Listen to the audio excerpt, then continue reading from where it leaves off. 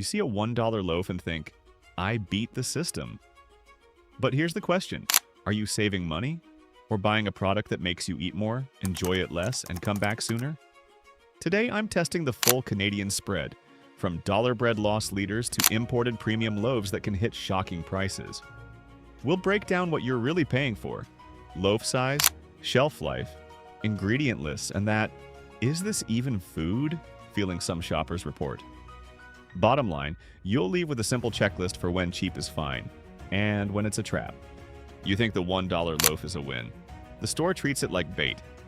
You spot it on the end cap, stacked high, bright sign, low number. Your hand reaches out because bread feels like a need, not a choice. And that's the point. The store doesn't need to profit on that loaf. The store needs you to build a cart around it. So you grab the bread, then you do what the layout pushes you to do next. You drift toward the deli case for sliced meat or a rotisserie chicken. You add cheese.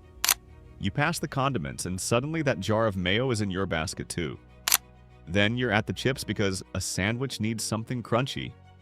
Then a drink because you're already there. One cheap loaf turns into a whole meal solution. And most of the profit lives in the stuff that rides along with it. Here's the truth about a loss leader. It's a product priced so low the store can take a hit because your full cart pays them back. They pick something you don't debate for long. Bread works because it feels like the base of lunch, the base of breakfast, the base of, we need groceries. It's like a cheap movie ticket that only exists to sell you the popcorn.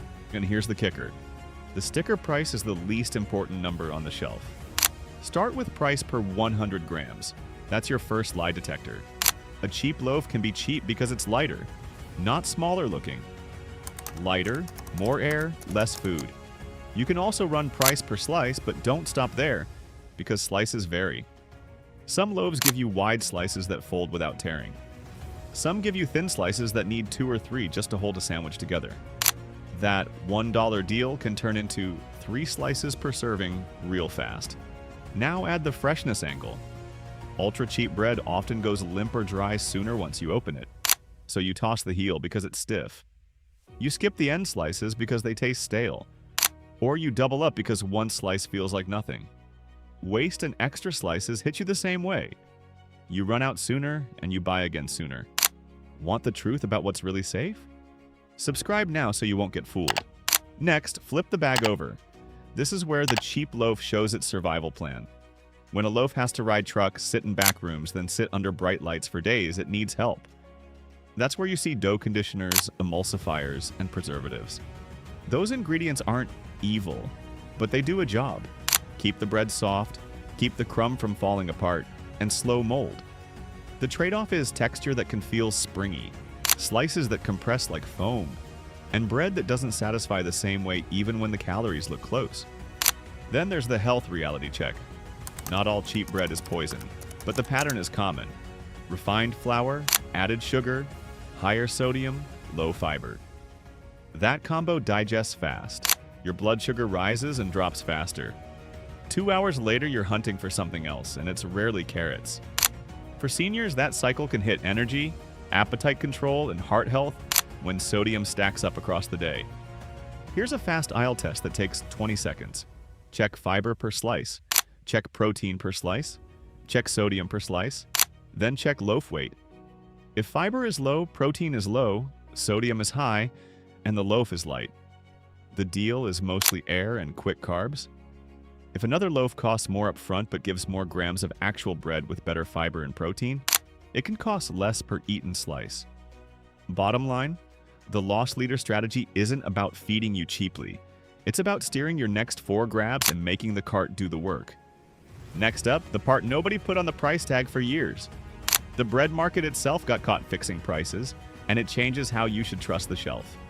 You blame the $1 loaf for a broken market, but the bigger story is that bread prices can get squeezed and stretched at the same time. In Canada, packaged bread pricing got pulled into a price-fixing settlement. Plain language, regulators and lawyers looked at how big players priced common bread, and regular shoppers got a path to apply for a share because the system wasn't always clean.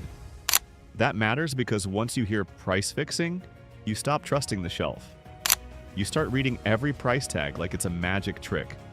And that distrust spreads, not just to the cheap end, it hits the premium end too. When a loaf costs a lot, you ask, is this real cost? Or a story with a twist tie? Because marketing loves confusion. It counts on you not knowing what flour costs, what labor costs, what shipping costs, and what's just a fancy label doing push-ups. Here's the truth. An extreme price spread can exist without anyone lying to you today. Factory bread runs on scale. It buys ingredients by the truck, runs huge lines, and ships nonstop. When you sell millions of loaves, you can keep margin thin and still make money. Boutique and imported bread plays a different game. It sells scarcity, handling, and time. You pay for smaller batches, slower schedules, careful packaging, and the fact that the bread has to arrive intact instead of crushed. That has nothing to do with raw flour being worth $60. It's everything around it. Now let's run the $60 loaf test like an auditor. First, fermentation time. Long fermentation can build flavor and change texture because yeast and bacteria do more of the work before baking. Second, grains. Higher-end flour can mean different wheat varieties or stone-milled flour that keeps more of the grain's natural oils, which can go stale faster but can taste deeper when it's fresh. Third, fats. Real butter or olive oil costs more than cheaper fats, and it changes how the crumb feels and how the slice browns in a pan. Then there's the part people ignore: protection. Premium bread often ships with extra care because smashed bread doesn't sell. That handling costs money. It's like paying for a fragile package fee, except it's baked. But the premium shelf has its own trap. No preservatives sounds clean, but it can turn into waste. If you buy a loaf that molds fast and you leave it on the counter, you don't get a premium experience. You get a science project. Fix is simple. Slice and freeze the same day, then toast what you need. Treat it like fresh food, not a shelf product.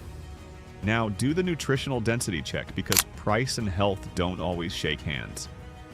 Look at fiber, protein, and sodium per slice, just like you did with the cheap loaf, and don't get distracted by fancy claims. Some expensive loaves still keep fiber low and sodium high to hold flavor and texture.